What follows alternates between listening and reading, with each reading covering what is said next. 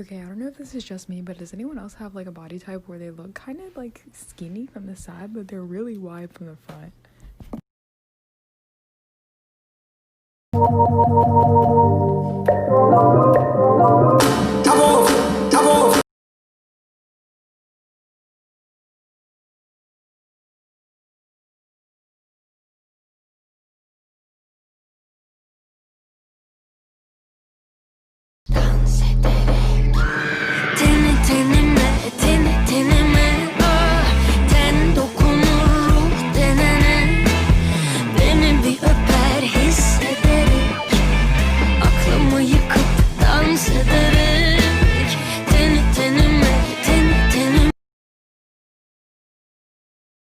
Oye, Gerla. Escúchate esto.